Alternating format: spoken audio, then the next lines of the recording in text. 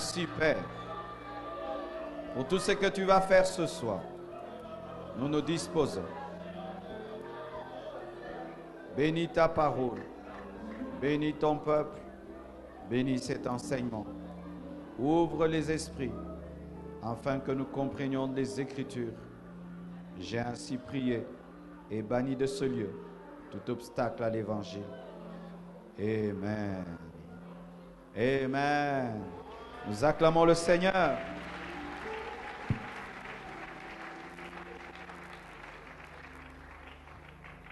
Salue ton voisin de gauche et de droite. Dis à ton voisin de gauche, stratégie face à la tentation. Ton voisin de gauche, ton voisin de droite, dis-lui stratégie face à la tentation. Ton voisin de devant, dis-lui stratégie face à la tentation. Ton voisin de derrière, ton voisin qui te sourit, seulement ton voisin qui te sourit. Amen. Qui était là hier et qui est là seulement ce soir? Oh, acclamons pour les nouveaux. Aujourd'hui, je ne vais pas introduire directement, je vais entrer dans le développement. Hier, j'ai déjà donné une première stratégie face à la tentation. J'ai parlé de la foi. Il faut croire que tu peux vaincre la tentation. Deuxièmement, il faut te confier à une oreille attentive et discrète pour vaincre la tentation. Et troisièmement, il ne faut pas demeurer dans la culpabilité. Amen. Nous sommes debout afin de lire la parole qui va nous conduire au premier principe de ce soir. Nous sommes dans Hébreux 12, verset 14. Hébreux 12, verset 14. Hébreux 12, verset 14. Vous y êtes? Recherchez la paix avec tous et la sanctification, sans laquelle personne ne verra le Seigneur. Acclamons la parole de Dieu. Asseyez-vous, s'il vous plaît.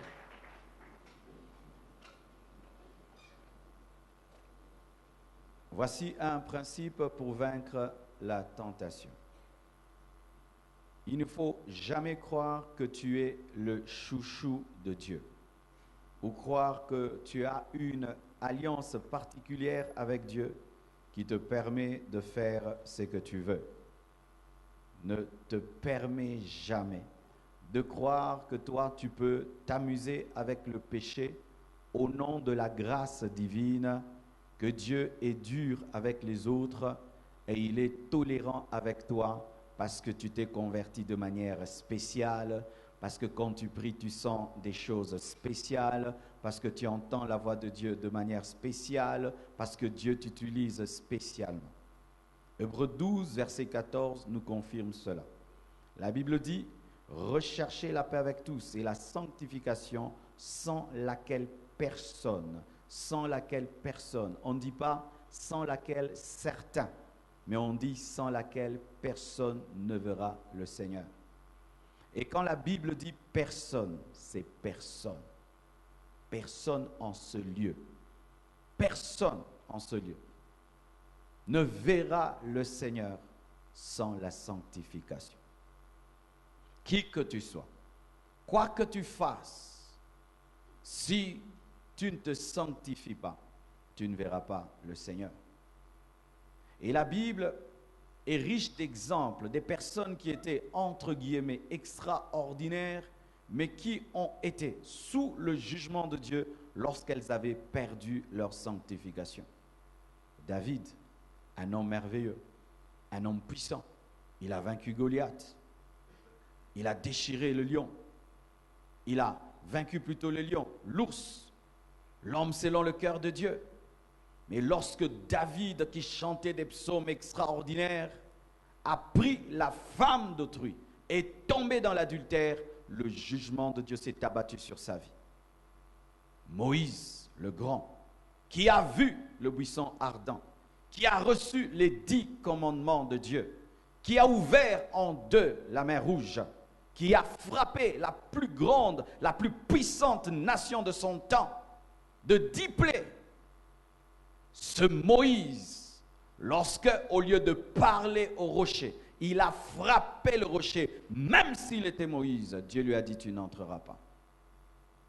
J'ai remarqué ceci dans le domaine de la sanctification et dans le domaine du péché. Il y a des gens qui pensent qu'ils sont extraordinaires. Lorsqu'on parle de l'enfer, ils pensent que Dieu les aime. Ces personnes pensent que Dieu les aime tellement qu'elles n'iront pas en enfer. Quand on parle de l'enlèvement, elles pensent que Dieu viendra les signaler de manière extraordinaire pour qu'elles se préparent. Pourquoi tu te sens si extraordinaire? Tu n'es pas extraordinaire, tu es comme nous. Tu es comme nous. Pourquoi tu supposes que Dieu avec nous peut être dur, mais avec toi être tolérant? Voyez la mort de Jésus. Qu'est-ce que la mort de Jésus-Christ nous enseigne? Pas seulement l'amour de Dieu, mais aussi sa justice. Jésus-Christ, le Fils de Dieu, a porté les péchés de l'humanité, des péchés qu'il n'avait pas commis, mais Dieu s'est retiré de lui, de sorte qu'il a dit, Eli, Eli, lama sabachthani, Père, Père, pourquoi m'as-tu abandonné? Dieu a abandonné son propre Fils pour les péchés des autres. Et s'il peut abandonner son propre Fils pour nos péchés, qu'est-ce qu'il fera de nous pour nos propres péchés? Arrêtez de croire que vous êtes exceptionnels. Certains le pensent parce qu'ils commettent des péchés et rien ne leur arrive. Tu pêches et tu n'es pas malade. Tu pêches, tes affaires vont bien. Il y a des gens comme ça qui pêchent et réussissent dans les études, qui pêchent et voient même des saints mourir, mais eux continuent à vivre et pensent que Dieu m'aime beaucoup. Tu vois, pasteur, je suis impudique, j'ai pas le sida. Tu vois, moi je vole, jamais on m'attrape. On attrape tout le monde sauf moi. Tous mes amis sont morts sauf moi. Je suis exceptionnel. Qui t'a dit que tu es exceptionnel? Ce n'est que la grâce de Dieu.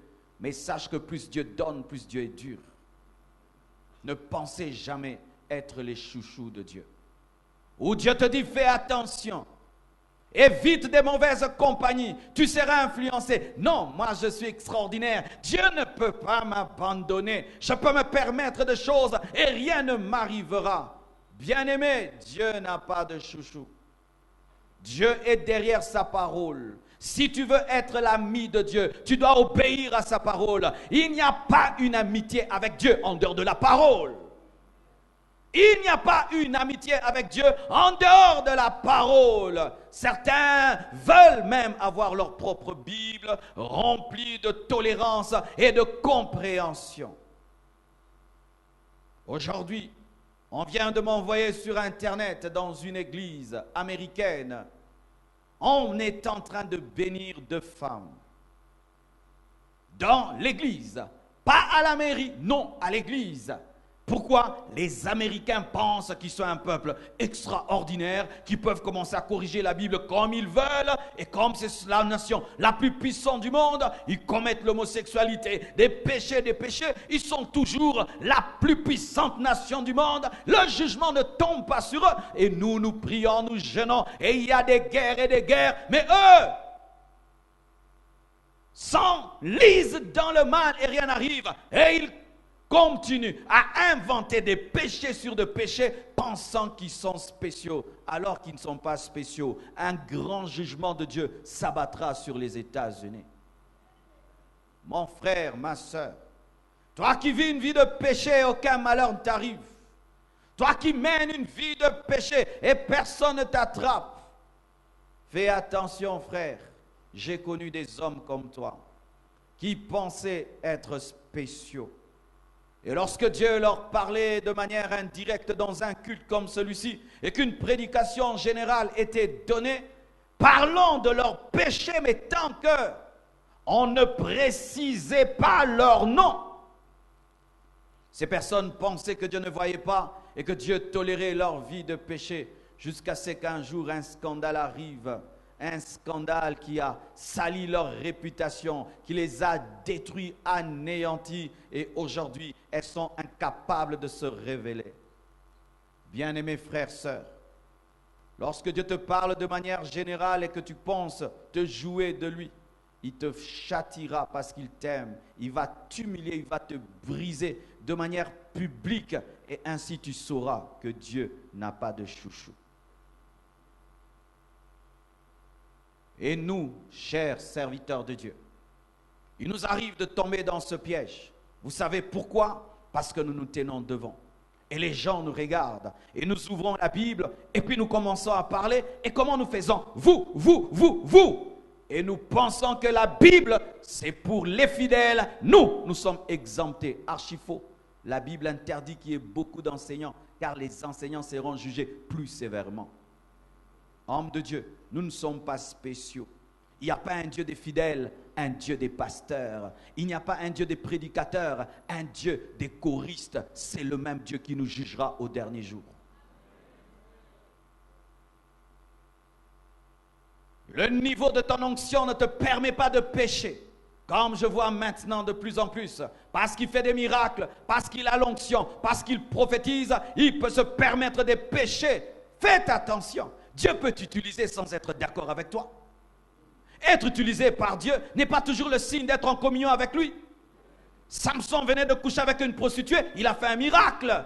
C'est pourquoi vous qui courez derrière les miracles, vous tomberez un jour dans la fausseté. Courez derrière la saine doctrine. Si tu cours derrière les miracles, tu vas trouver Samson. Il vient de coucher avec une femme et il fait un miracle. Après, il fait de toi un disciple de la prostitution. Prophétiser n'est pas le signe que tu as Dieu. Faire des miracles n'est pas le signe que tu as Dieu. La Bible dit à la fin des temps, des faux prophètes paraîtront et ils invoqueront le feu. Le feu tombera du ciel sur la terre. Bien-aimé, ce n'est pas parce que tu as une élévation dans l'église et que tu as un titre à l'église que tu es en communion avec Dieu. Je remarque de plus en plus les personnes qui servent à l'église commencent à croire qu'elles sont les chouchous de Dieu. Les autres peuvent intercéder, elles n'intercèdent plus. Les autres peuvent chanter, elles ne chantent plus. Les autres peuvent se consacrer, elles ne se consacrent plus. Pourquoi? Moi, je suis serviteur à l'église. Moi, je suis à côté du pasteur. Moi, j'ai tel titre à l'église. Moi, je suis à l'église, ça fait 10 ans. Moi, je suis à l'église depuis que ça a commencé. Ça, tu as l'esprit de Kirikou. Ouais. Des ikungus spirituels. Alléluia. Ne vous y trompez pas. Et certains même m'étonnent. Ce sont des inconvertis. Il n'a même pas donné sa vie à Jésus-Christ, mais il pense qu'il est spécial. Bien-aimé, tu es comme un coq qui est très fier. Tu es comme un chien qui est très fier. Voyez le cheval, c'est un animal, mais il est très fier. Mais c'est la fierté d'un cheval. Des païens comme ça. Quand ils voient, on prie. Vous priez trop. Moi, j'ai un Dieu spécial. Dieu, il m'aime beaucoup. Dieu ne peut pas m'abandonner. Vous savez, mon père, ma mère, tu peux être fils de pasteur et aller en enfer. Et tu peux être entouré des gens qui prient et tu finis en enfer. Personne n'est spécial. L'amitié avec Dieu, ce n'est que dans l'obéissance à la parole. Regardez autour de vous toutes les personnes qui ont cru qu'elles pouvaient jouer avec le péché parce qu'elles étaient sous la grâce, ont été maudites. Pécherons-nous pour que la grâce surabonde? Loin de là. Même si la grâce de Dieu est dans ta vie, la grâce n'est pas une permission pour que tu fasses n'importe quoi. Tu n'es pas spécial. Tu es un homme comme nous. Tu as 2 yeux, tu as un nez, tu as une bouche, tu as 2 pieds. Tu es comme nous tous. Le sang coule dans tes veines. Tu es fait de chair et d'os. Même si tu peux avoir des moments d'expérience intime avec Dieu, tu es un humain. Alléluia. Ainsi, lorsque tu sais que tu n'es pas spécial, tu fais attention. Alléluia. Lorsque Dieu te prévient, tu fais attention. Lorsqu'il t'interdit de faire une chose, tu fais attention. Lorsqu'il te dit, cette personne va t'influencer négativement. Sépare-toi, tu te sépares. Tu ne vas pas dans des guerres que Dieu n'a pas acceptées parce que tu sais que tu n'es pas spécial. Alléluia. Mais quand tu penses être spécial, tu peux te permettre de dire, moi, je peux être avec des pécheurs et que même Dieu m'a interdit et je vais les influencer. Tu seras avec des pécheurs si Dieu t'envoie les sauver. Mais si Dieu t'interdit, n'y va pas, ils vont t'influencer. Tu n'es pas spécial. Tu es comme nous. Tu es comme tout le monde. Alléluia. Une deuxième chose, il faut toujours dire après cela, chaque fois que tu es tenté, pense toujours aux conséquences. Romains 6, verset 23 nous dit, car le salaire du péché, c'est la mort, mais le don gratuit de Dieu, c'est la vie éternelle en Jésus-Christ notre Seigneur. Le salaire du péché, c'est la mort. Chaque fois que tu es tenté, pose-toi cette question. Après cela, qu'est-ce que j'aurai? Le diable, lorsqu'il nous tente, il aime que nous puissions nous concentrer sur l'instant présent. Vole, mais il ne te montre pas la prison. Touche à l'occultisme, il ne te montre pas comment tes enfants vont commencer à mourir. Venge-toi, il ne te montre pas comment aussi l'autre personne va se venger. Trompe ta femme, il ne te montre pas comment tu vas avoir un enfant hors mariage. Commets ce péché, il ne te montre pas comment tu vas perdre l'onction. Plusieurs personnes pêchent parce qu'elles ne réfléchissent pas. C'est pourquoi le péché est une œuvre des insensés. Ce sont les insensés qui agissent d'abord et qui réfléchissent ensuite. Mais lorsqu'un homme a la sagesse de Dieu, avant de poser une action, cet homme réfléchit. Qu'est-ce que j'aurai? Qu'est-ce que j'aurai? Je finirai où en commettant ce péché? Vous qui vous livrez à l'impudicité, pour un plaisir de 10 minutes, tu finis en enfer, tu n'as pas bien réfléchi. Pour un plaisir de rien du tout, tu vas perdre l'onction, tu vas perdre le don spirituel, tu vas perdre ton ministère, tu vas perdre ton couple, tu vas perdre ton foyer, tu vas perdre ton futur. Tu vas détruire le futur de tes enfants rien que pour un plaisir de 10 minutes. Quand tu voles, tu ne penses pas qu'un jour on peut t'attraper et tu fais 10 ans en prison, loin de tes enfants, loin de ta femme et loin de ta famille. Après cela, qu'est-ce que j'aurai? Chaque fois que tu es tenté, pose-toi cette question. Après cela, la Bible dit que le salaire du péché, c'est la mort. Ça veut dire, à chaque action, il y a une conséquence. Tu vas remarquer que le diable, lorsqu'il te tente, il n'aime pas que tu réfléchisses. Parce que c'est tellement clair que c'est un escroc. Et vous voyez, les escrocs n'aiment pas qu'on réfléchisse. Lorsqu'un escroc veut te vendre une mauvaise chose, qu'est-ce qu'il te dit? Fais vite, achète. Et nous, à Kinshasa, il y a des gens qui vendent des chemises, ils se promènent avec et les font toujours bouger comme ça. Ils les bougent comme ça et ils les amènent toujours près de tes yeux. Pourquoi? Pour que tu ne saches pas si c'est une chemise ou une blouse. Et alors, tellement qu'il bouge, viens, ça coûte combien? Oh, $5, donne-moi, je suis pressé. Et tu ne vérifies pas très bien et tu achètes une belle chemise et quand tu rentres à la maison, une blouse rose. C'est ce que le diable fait. Il te pousse.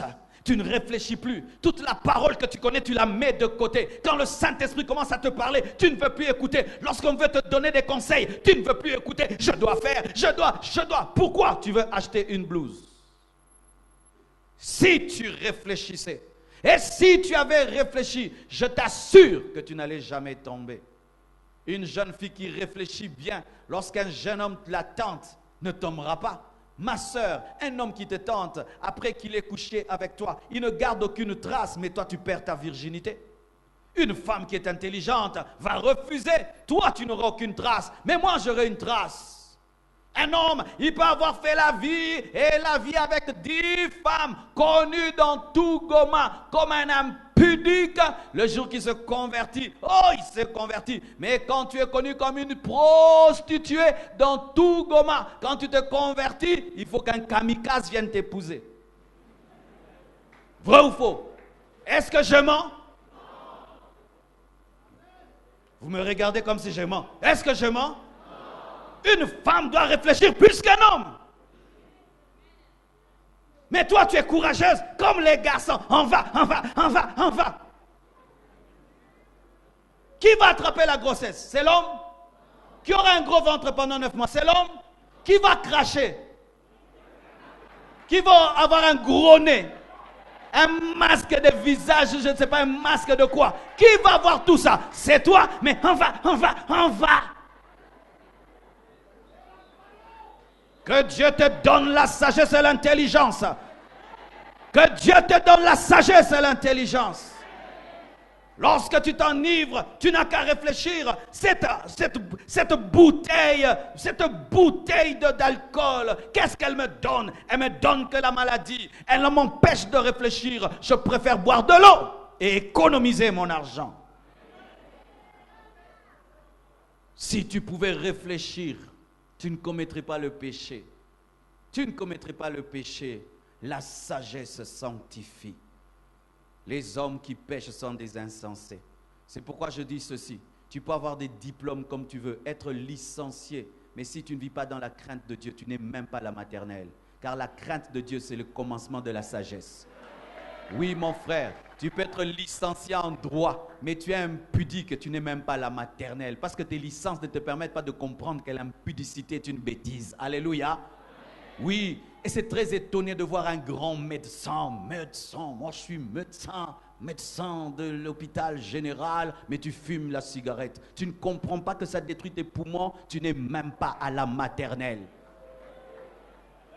Tu n'es même pas la maternelle. Tu sais que l'impudicité peut te donner le sida, mais tu es médecin, mais tu es coureur de jupons. Tu n'as pas étudié. Tu n'as pas étudié. Car si tu avais même une petite sagesse, tu ne le ferais pas. C'est pourquoi, bien-aimé, avoir beaucoup de diplômes n'est pas un signe d'intelligence. La vraie intelligence, c'est la crainte de Dieu. La crainte de Dieu. La vraie intelligence, c'est la crainte de Dieu. Comment un homme qui a étudié l'économie peut être polygame? Tu n'as pas étudié. Tu n'as pas étudié. Parce que si tu avais étudié, tu allais savoir qu'avoir 10 femmes, c'est un gaspillage. Tu n'as pas étudié. Je te ravis ton diplôme. Aujourd'hui, je te ravis ton diplôme, car tu n'es même pas la maternelle spirituelle. Alléluia. Comment avec tous les diplômes que tu as, tu ne peux pas comprendre qu'à force de voler et de voler, un jour tu laisseras des traces et on t'attrapera et tu finiras en prison. Tu ne comprends pas ça, mais tu es doublement licencié. Tu n'as pas étudié. Les études commencent par la crainte de Dieu. C'est ça la maternelle. Tout ce que tu as sans la crainte de Dieu, ce n'est rien du tout. C'est pourquoi des fois, vous remarquez, un homme qui n'a pas beaucoup étudié, qui est plus heureux que celui qui a beaucoup étudié, qui bâtit une famille solide et qui est en train de monter dans la gloire et dans la richesse parce que lui n'a pas le papier, mais il a l'intelligence. Réfléchissez toujours avant de poser une action. Regardez toujours de tous les coins. Qu'est-ce que ça va apporter à ma communion avec Dieu, à la communion avec ma femme, avec mes enfants, à mon ministère? Ça va apporter quoi? Ça ne va rien apporter. Au contraire, ça va m'enlever. Je ne le fais pas. Regardez, David. Il avait un règne qui était stable.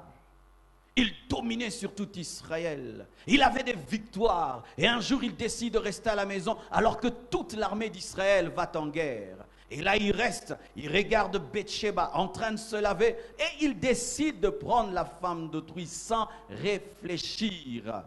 Et il couche avec la femme d'autrui. Et là, la femme est enceinte. C'est ce que des fois je suis étonné. Les gens aiment poser des actions de plaisir, mais n'aiment pas les conséquences des plaisirs. Si tu aimes les plaisirs, tu dois aimer les bébés. Arrêtez d'avorter. Vous aimez Bathsheba, mais vous n'aimez pas les bébés de Bathsheba. Arrêtez d'avorter. Arrêtez d'avorter. Des filles qui ont avorté 5 fois. Mais personne ne sait. Elle a un ventre plat. Mais plat. Plat. Pourquoi? C'est une meurtrière. Elle se moque d'une fille mère. Toi, tu ne peux pas te moquer d'une fille mère. Parce que si tu avais des bébés, tu aurais déjà une équipe de football, n'est-ce pas?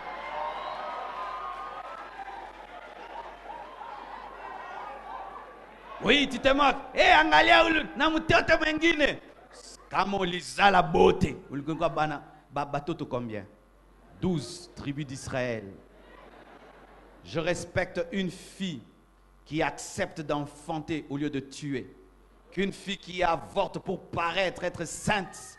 Je préfère une femme qui accepte de porter une grossesse, même s'il y aura la honte et que ses parents vont la frapper et que tout le monde va la rejeter, mais elle dit je ne peux pas pécher 2 fois, je veux garder cet enfant, qu'une fille qui ne fait qu'avorter et ses parents se glorifient. Vous voyez notre fille, votre fille, votre fille, votre fille, vous savez ce qu'elle sait, ce qu'elle fait.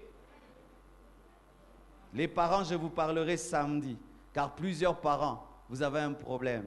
Vous pensez que vos enfants sont toujours des gaylors alors qu'ils sont devenus des Django.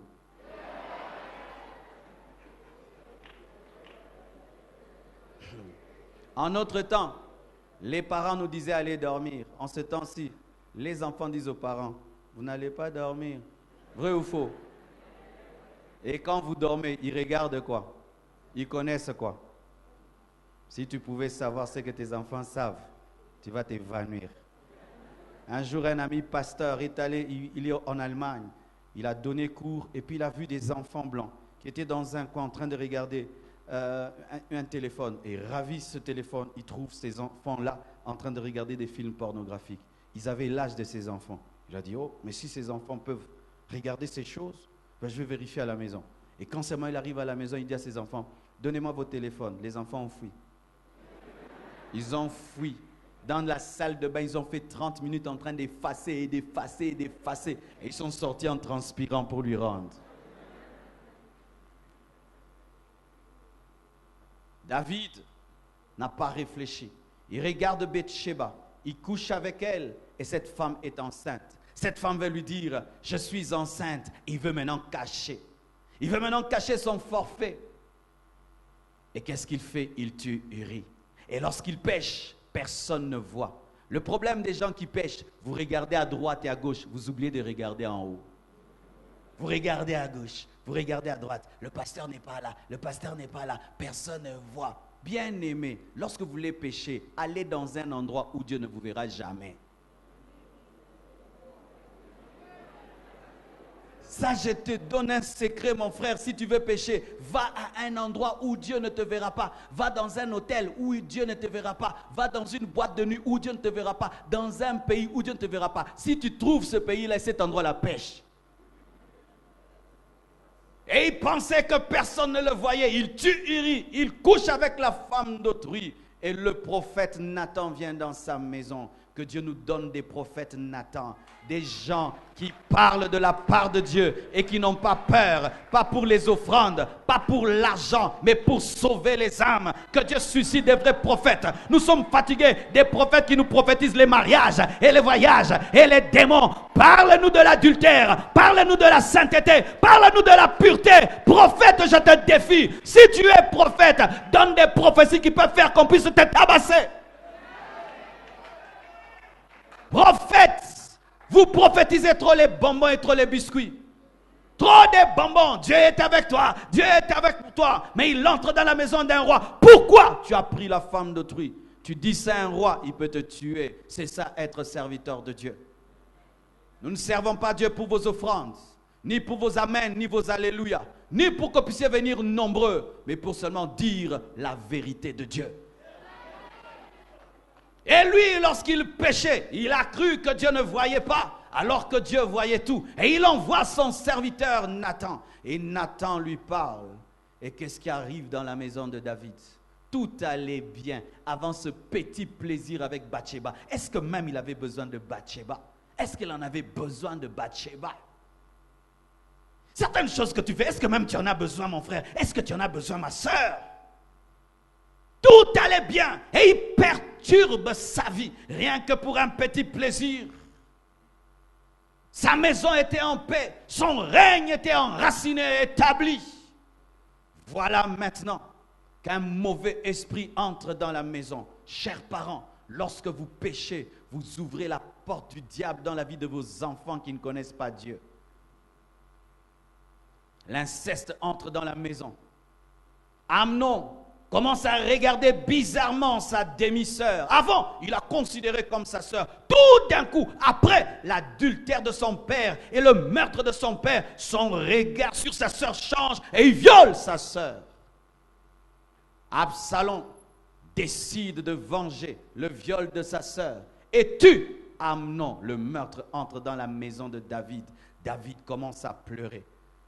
Il a tué Uri et on a tué son fils. Il a pris Bathsheba et on a pris la virginité de sa fille. Son fils Absalom, son propre fils, se rebelle contre lui et le poursuit. David est obligé de fuir et d'abandonner le trône. Pourquoi? Un petit plaisir de rien du tout. Dites rien du tout. Dites vraiment rien du tout. Rien du tout de rien du tout. Est-ce que la paix dans sa maison pouvait se comparer à ce plaisir-là? Est-ce que l'éducation de ses enfants pouvait se comparer à ce plaisir-là? Est-ce que la stabilité de son règne pouvait se comparer à ce plaisir-là? Le diable, c'est un escroc qui te vend à prix de vent. Il te vend du vent à prix d'or. Lui te donne rien, mais toi tu donnes l'or. C'est un escroc. Qu'est-ce qu'il a donné à David? Rien du tout. Car il avait des femmes. Il ne lui a rien donné. Mais qu'est-ce qu'il lui a pris? Il lui a pris sa joie, sa paix, ses enfants, l'unité. Et je vous assure, mes frères et sœurs, si tu commences à réfléchir, il y a des choses que tu ne feras jamais plus. Jamais plus. C'est pourquoi, ayez toujours dans vos maisons des endroits où vous passez du temps pour réfléchir. Les chrétiens passent trop de temps devant la télévision. Vous regardez trop la télévision et vous n'avez pas le temps de méditer. Vous êtes trop devant vos téléphones, trop devant vos ordinateurs. Il y a un moment, mettez vos laptops, vos téléphones, éteignez tout cela. Méditez sur les conséquences de vos actions. Et je t'assure, tu vas vaincre la tentation. Tu vas remarquer ceci. Lorsque tu es sous l'emprise d'une tentation, il y a une incapacité de réfléchir qui veut s'installer en toi. Veille toujours à réfléchir. Alléluia. Après cela, qu'est-ce que j'aurai? Cinquièmement, il faut savoir que le diable est un pêcheur de poissons. Sixièmement, un pêcheur de poissons qui va à la pêche avec des filets troués. Dites filets troués. 1 Corinthiens 10, verset 13.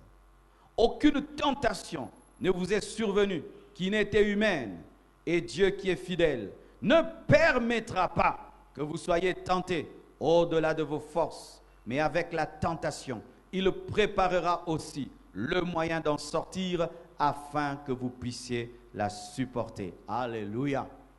Voici l'image que Dieu m'avait donnée sur la tentation. C'était l'image d'un pêcheur qui jette ses filets et les poissons se retrouvent à l'intérieur, commencent à s'agiter et prennent le temps de sortir du filet jusqu'à ce qu'ils puissent les tirer et les tuer, les manger.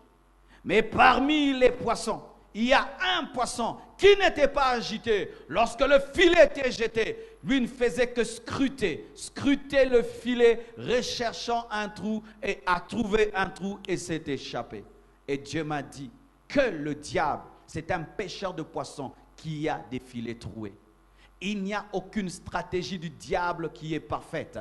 Toutes les stratégies du diable sont imparfaites. Et chaque fois que tu es tenté, vérifie bien, il y a toujours un trou. Il y a toujours un trou. Lorsqu'il est venu voir Jésus-Christ et le faire tomber dans le désert, il y avait toujours un trou. Il est aussi écrit. Il est aussi écrit. Il est aussi écrit. Jésus sortait toujours par il est aussi écrit. Quand tu es tenté, ne dis pas c'est fini, le filet est parfait, le filet est sur moi, je vais tomber. Non, garde ton calme, regarde bien, il y a un trou, tu peux t'en sortir. Tu peux t'en sortir peut-être en louant, tu peux sortir en adorant, tu peux sortir en jeûnant, tu peux sortir en refusant, tu peux sortir en te retirant, mais il y a toujours un moyen pour en sortir. Aucune stratégie du diable n'est parfaite. Le diable a vu ses filets troués à la croix. À la croix, Jésus-Christ a détruit tous les filets du diable et aucune stratégie du diable est parfaite. Aucune et aucune et aucune. C'est pourquoi chaque fois que tu es tenté, ne dis jamais que tu es tenté au-delà de tes forces, parce que Dieu a toujours prévu une porte pour que tu en sortes. Toujours une porte pour que tu en sortes. Mais tu dois la chercher et tu la trouveras. Au début de mon ministère, j'ai connu parmi, entre guillemets, les plus grandes tentations de ma vie. Je crois que j'avais 21 ans ou 22 ans, je ne sais plus. Je préparais le commencement de l'église Compassion. J'avais l'habitude de faire des jeûnes et des prières. Chaque mercredi, je faisais un jeûne et chaque vendredi, une veillée. Et je préparais la veillée. J'étais dans ma chambre en train de prier, préparer la veillée. Et puis on vient, on me cherche. On me dit, Marcelo, il y a une fille telle qui te cherche parce qu'elle est malade, viens prier pour elle. Pour moi, je pensais que la fille était malade et il fallait prier pour elle. Et je suis allé seul. En ce temps-là, j'allais seul. Mais aujourd'hui, je vais toujours avec Sion. Alléluia. Je suis allé seul. Et moi, j'étais innocent. Je pensais que la vie était en rose. C'est ça aussi le problème des chrétiens. Ils pensent que tout le monde est chrétien. Tout le monde n'est pas chrétien. Amen. Hein? Tout le monde n'est pas comme toi. Le problème des gens qui craignent Dieu pensent que tout le monde craint Dieu. Il y a des gens qui ne craignent pas Dieu. Pendant que toi, tu es dans ton innocence, lui, il a des calculs. Alors je suis venu dans mon innocence prier pour un malade. J'arrive au salon, elle n'est pas là. Ah! J'ai dit, comme elle n'est pas au salon, donc la maladie est trop forte. Vous voyez toujours l'innocence. On me dit, elle est où? Elle est dans la chambre. Eh bien, je vais dans la chambre et j'entre dans une chambre. Bien aimé, en ce temps-là, c'était la plus belle chambre que j'avais jamais vue de toute ma vie. La pauvreté n'est pas bonne, mon frère. Ou t'as surtout qu'à bourrer. J'arrive là, une chambre verte, avec une lumière verte, climatisée, avec une douce musique d'exo. Tu t'imagines, la musique chrétienne. Et je trouve la malade, bien assise sur son lit, au coin du lit, avec une courte jupe, de l'huile sur tout son corps, un décolleté bizarrement bizarroïde, de l'huile sur sa poitrine, des yeux qu'elle a changés en bleu avec des lentilles, me regardant comme ça. Et puis je dis, ma soeur, qu'est-ce que tu as? Elle m'a dit clairement ce qu'elle voulait. Quand elle a dit ça, j'ai senti l'atmosphère démoniaque remplir la chambre. J'ai senti l'onction de tomber.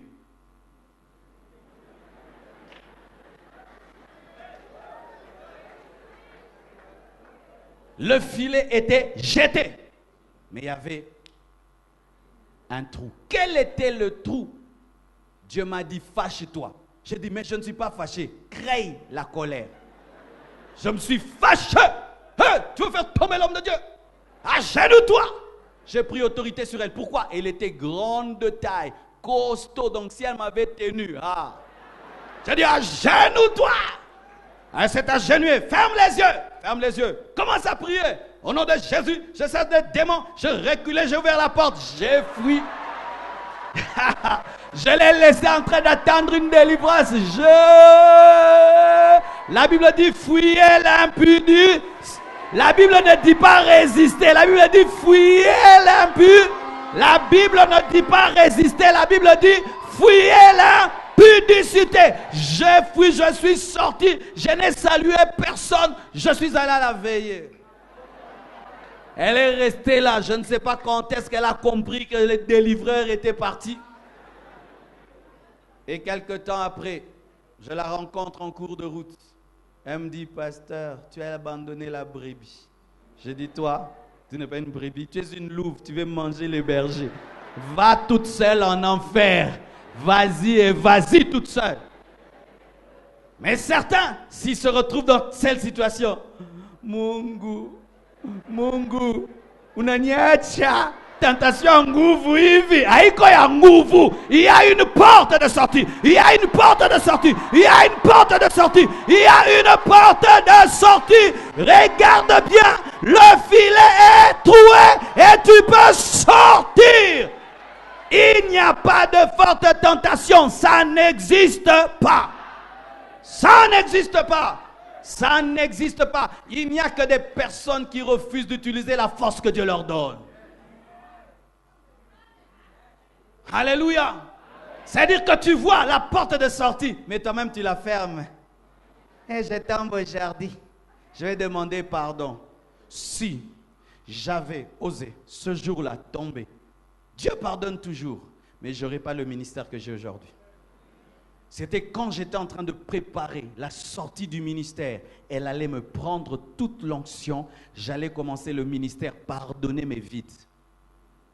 C'est ce que vous faites dans le secret. Et des fois tu dis, pourquoi ma vie est en retard? Tu te mets toi-même en retard. N'est-ce pas que tu as la force de dire non? Mais pourquoi tu dis oui? Pourquoi tu dis oui?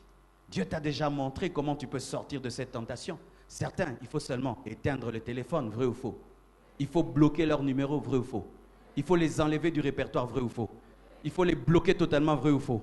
Il faut les enlever dans la liste des amis, vrai ou faux. Il faut effacer certaines vidéos de ton téléphone, vrai ou faux. Il faut effacer certaines musiques de ton téléphone, vrai ou faux. Il faut arrêter d'aller dans certains endroits, vrai ou faux. Il faut écrire à quelqu'un, ne m'appelle plus, vrai ou faux.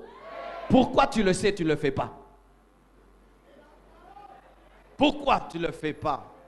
Pourquoi tu ne le fais pas? Et puis tu dis, Dieu ne m'aime pas, Dieu t'aime. Il t'a montré le chemin, mais tu as refusé. Pourquoi? Tu voulais goûter. Tu voulais goûter. Et tu vas goûter ce qui va te tuer. Tu vas essayer ce qui va te tuer. Et cette fille-là, je ne sais même pas ce qu'elle est devenue. Elle est là. Moi, je devais être quelqu'un. Elle n'était rien. Maintenant, toi qui es quelqu'un, tu tombes avec rien. Pour devenir qui? Rien. 10 fois 0 fait combien? Le Seigneur me dit de parler aux gens. Ici. Vous avez une destinée claire. La personne avec laquelle tu tombes ne sait même pas pourquoi elle existe. Elle est venue se promener sur la terre. Elle est en promenade. Mais toi, Dieu t'a dit pourquoi tu existes. Il t'a déjà révélé. Et tu sais pourquoi tu es sur la terre. Mais tu es en train de t'amuser avec des gens qui ne savent pas pourquoi ils sont venus sur la terre. Frères et sœurs, c'est l'une des choses que j'essaie de toujours choisir. Sur la terre, il y a des gens qui se promènent, mais d'autres qui ont un objectif.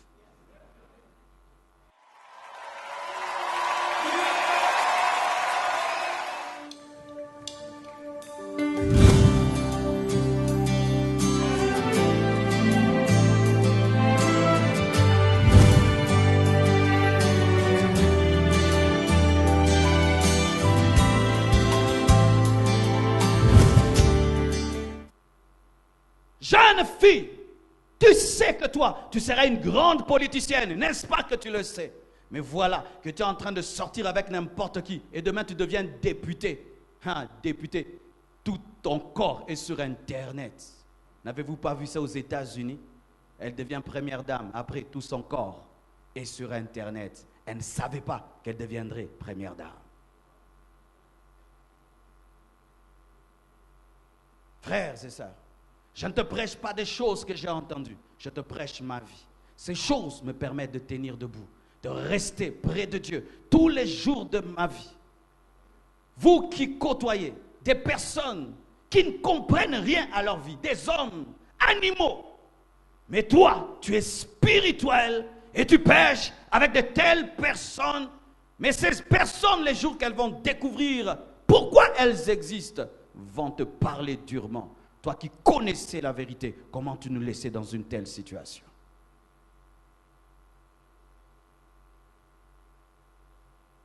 J'aimerais terminer avant que nous prions.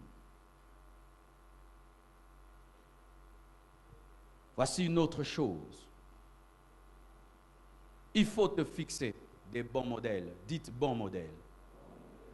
Des personnes qui ont vaincu jusqu'au bout, afin de croire que c'est possible. Jacques 5, verset 17. La Bible dit, Élie était un homme de la même nature que nous. Il pria avec insistance pour qu'il ne plût point. Il ne tomba point de pluie sur la terre pendant 3 ans et demi. 1 Corinthiens 4, verset 16. Je vous en conjure donc, soyez mes imitateurs. 1 Corinthiens 11, verset 1. Soyez mes imitateurs, comme je le suis moi-même de Christ. Jésus est notre modèle parfait, mais sur la terre, tu peux avoir des modèles. Dans chaque domaine, nous avons des modèles. Dans le domaine de l'informatique, nous avons Bill Gates, nous avons Mark, nous avons tous ces gens de Steve Jobs pour l'iPad, l'Apple. Mais dans le domaine de la sanctification, il faut avoir des modèles. C'est-à-dire des hommes comme toi, mais qui ne font pas comme toi. Des hommes, quand tu les regardes, tu crains Dieu.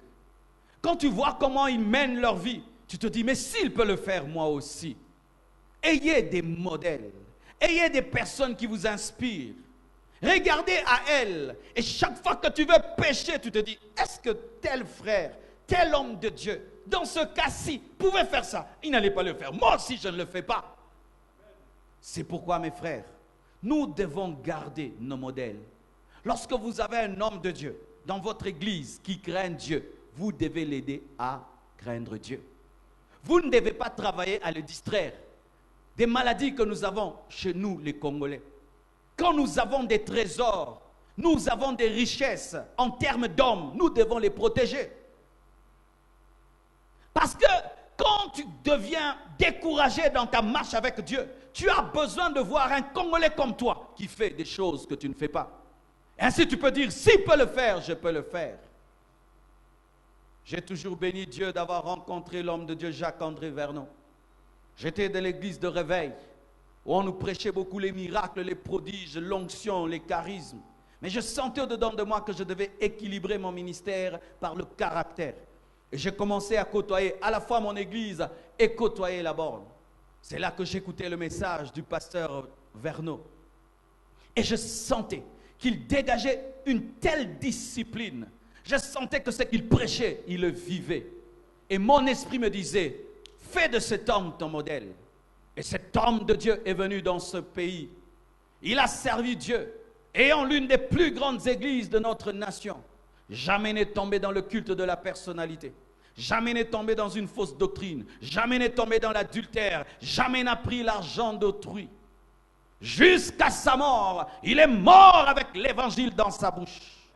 Avec des rêves missionnaires. Et vous savez que c'est quand un homme de Dieu meurt que vous découvrez les secrets. Jusqu'aujourd'hui, aucun secret n'est sorti. On n'a pas entendu qu'une jeune métisse est venue vers Papa Vernon. On n'a pas vu. Une Congolaise venir pleurer. Mon mari. Personne. Sa vieille dame, la seule, l'unique, était là. Il a vaincu jusqu'au bout. Et quand je sers Dieu, je regarde cet homme de Dieu-là. Il a vaincu dans ma nation. Moi aussi, je dois vaincre. Je ne dois pas tomber dans l'orgueil. Je ne dois pas tomber dans la cupidité. Je ne dois pas tomber dans l'adultère. Je ne dois jamais divorcer parce que lui n'a pas divorcé. Qui est ton modèle? Qui est ton modèle? Tu veux devenir comme qui?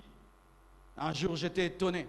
On pose la question à des frères et sœurs en Christ. On dit, qui est ton modèle? Et j'entends une sœur, je pensais qu'elle était spirituelle. Son modèle, c'était quelqu'un de charnel. De charnel. Qui t'inspire? Des fois, je vois les musiciens. Vous chantez, mais vous pensez à R. Kelly. Vous chantez, vous pensez à Beyoncé. D'autres, ils pensent à Dido Yongo. À Emenea. Jésus. Frère Dido.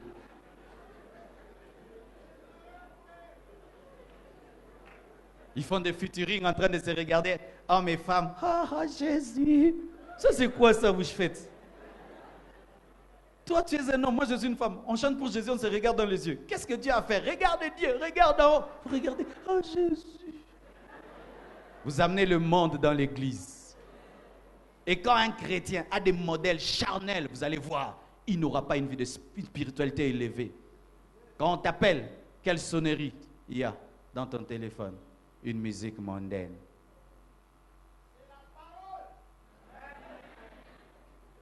Et comment un tel chrétien peut avoir des hauts niveaux de sainteté? Tu veux ressembler à qui? Tu veux être comme qui? Qui est devant toi? Je t'assure, si tu fixes devant toi des grands modèles, tu ne pécheras pas.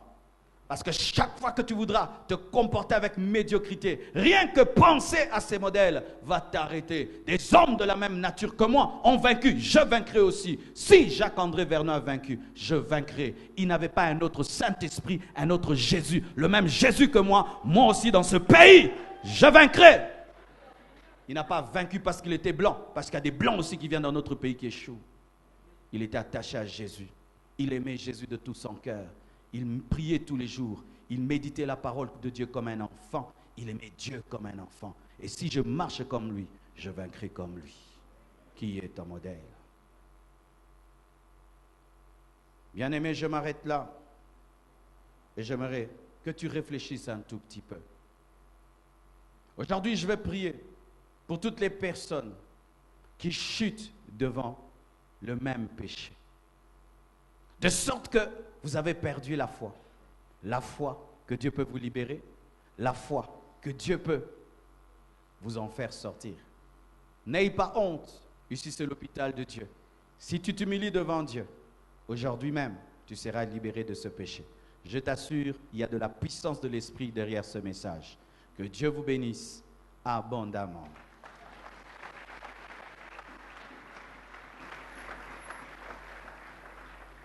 Alors que le frère Sylvain chante, j'invite ces personnes qui sont en train de lutter avec un péché. Tu n'arrives pas à t'en sortir. Tu as un péché qui te lie. Tu aimerais qu'aujourd'hui Jésus te libère. Approchez-vous s'il vous plaît.